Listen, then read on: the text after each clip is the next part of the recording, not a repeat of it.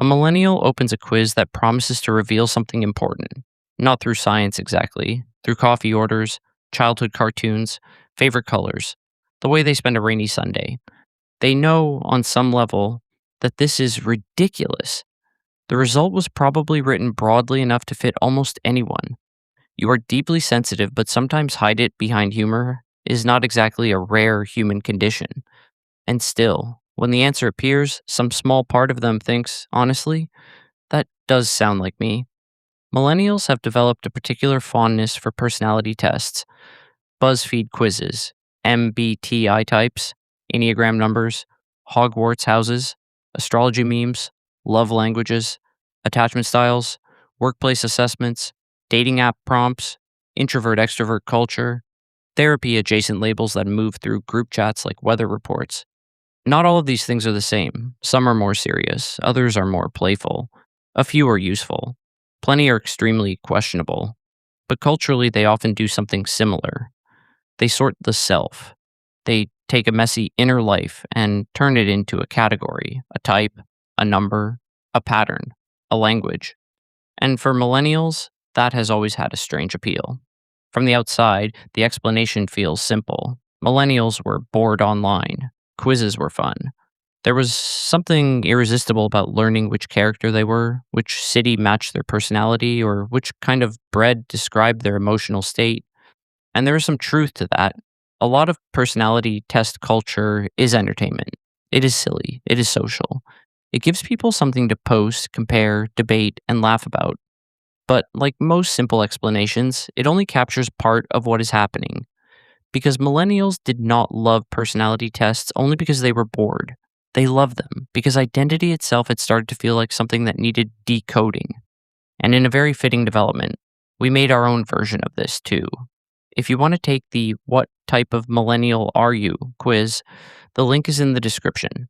Not as a diagnosis, not as a final truth, just as one more small, slightly too accurate map for a generation that keeps trying to understand itself.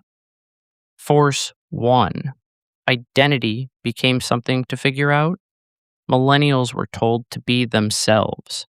At the same time, they were told to improve themselves, brand themselves, explain themselves, optimize themselves, build a life that felt authentic, but also successful, flexible, productive, and impressive enough to survive public comparison.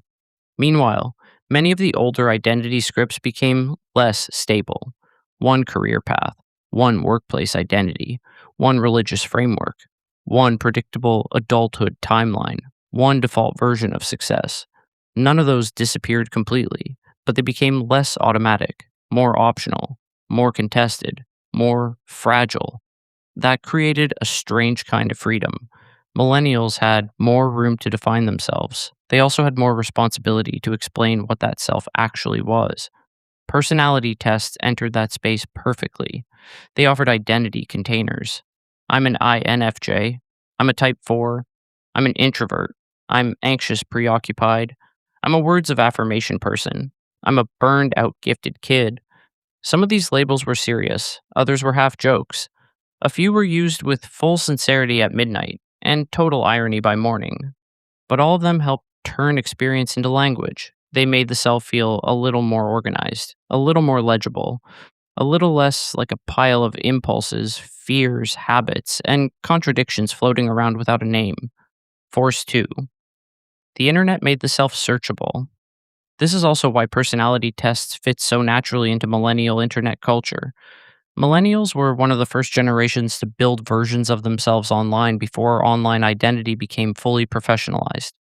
Early internet life was full of profiles, usernames, icons, bios, favorite bands, favorite quotes, quizzes, layouts, fandom identities, and which character are you results. Identity was not just something you had, it was something you arranged. The profile song mattered. So did the quote in your away message. The colors on your layout said something. The fandoms you claimed said something. The quiz result you posted said something. The fictional character you related to a little too much definitely said something.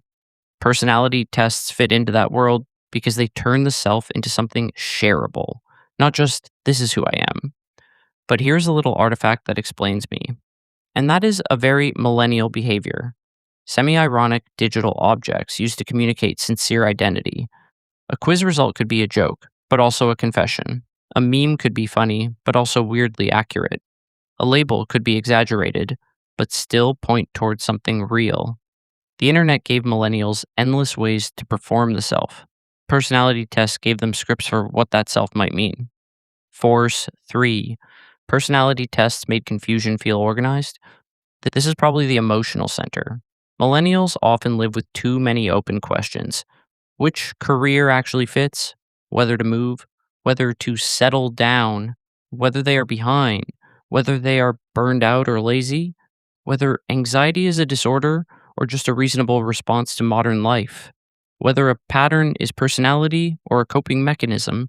Whether a preference is actually preference or something learned through stress? Whether a choice is truly a choice or just a reaction to instability?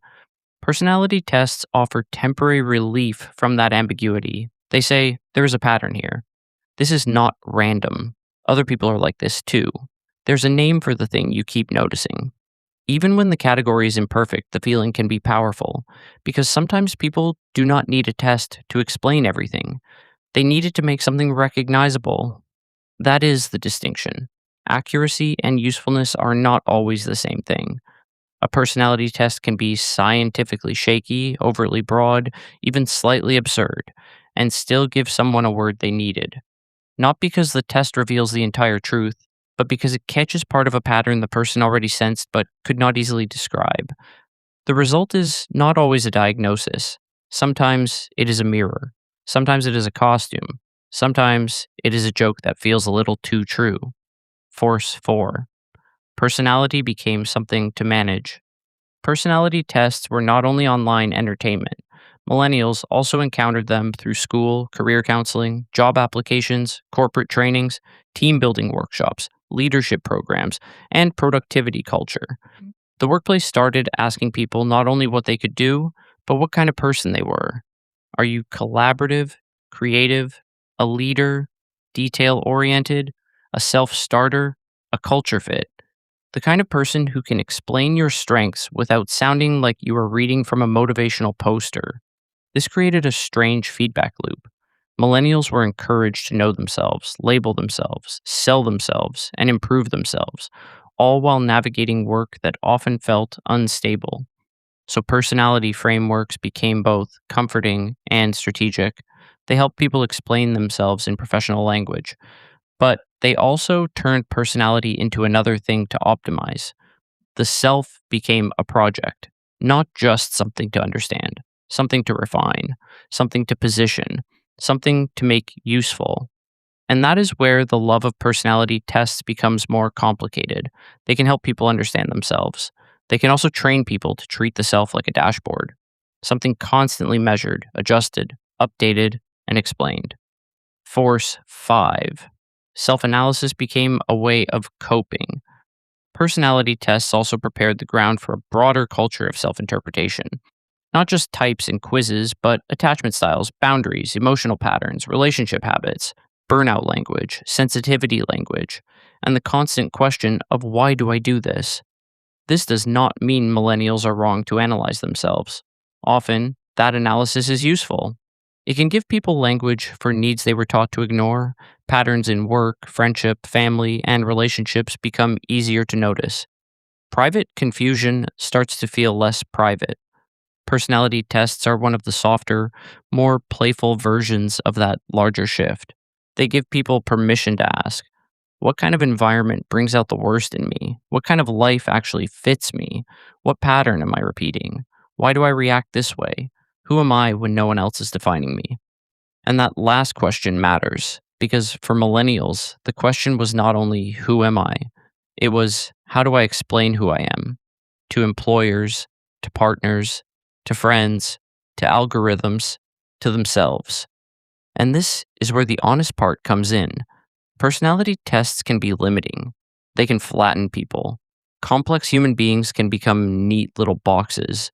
A label can become something a person over identifies with until it starts to feel like a script they are trapped inside. The test can also be wrong, or vague, or flattering in the exact way that makes them hard to resist. But the appeal is still understandable because millennials inherited fewer stable scripts and more tools for self analysis. They were asked to become flexible, searchable, employable, emotionally aware, personally branded, and constantly capable of explaining themselves. In that environment, a personality test became a small act of emotional organization, a way to turn confusion into categories, a way to say, this pattern has a name, a way to make identity feel less blurry, even if only for a moment. Maybe millennials do not love personality tests because they believe every result completely. Maybe they love them because the modern self can feel strangely hard to hold in one piece: the career self, the online self, the private self, the anxious self, the optimized self, the version that wants meaning, the version that just wants a clear answer. Personality tests offered a small kind of order, not a final truth, not a full explanation, but a map. And even an imperfect map can feel comforting when you are trying to understand where you are. So, somewhere, a millennial takes another quiz, maybe as a joke, maybe out of curiosity, maybe because part of them still wants the result to say something real. And when it appears, they know not to take it too seriously, but they read it anyway. Because for a moment, the self feels readable. And sometimes that is enough. And if you want one more imperfect map, you can take the What Type of Millennial Are You quiz. The link is at the top of the description. Find your archetype, see which result feels a little too accurate, and remember, it is not a diagnosis. It is just another way of making the self feel readable.